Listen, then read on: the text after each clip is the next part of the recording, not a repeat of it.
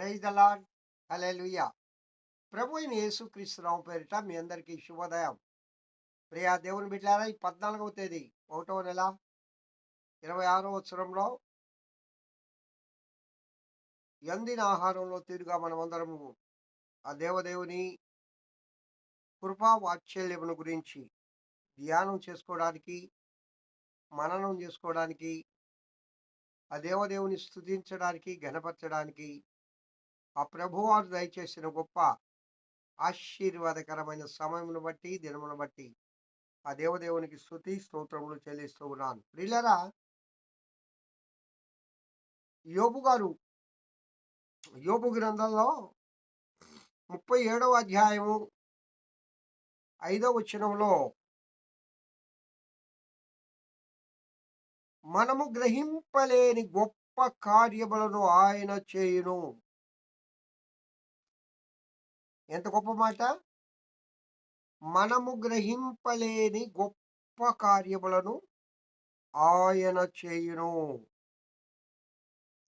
ఇక్కడ దేవుని యొక్క గంభీర స్వరము, ఆయన ధ్వని, ఆయన మెరుపులను ఏ విధంగా నియంత్రిస్తాడు, ఆయన నోట నుండి బయలు వెళ్ళే ధ్వని ఎలాగుంటుంది, అసలు ఆయన స్వర గర్జనను మనం వినగలమా? ఆయన ఎంత గొప్పవాడో వివరిస్తూ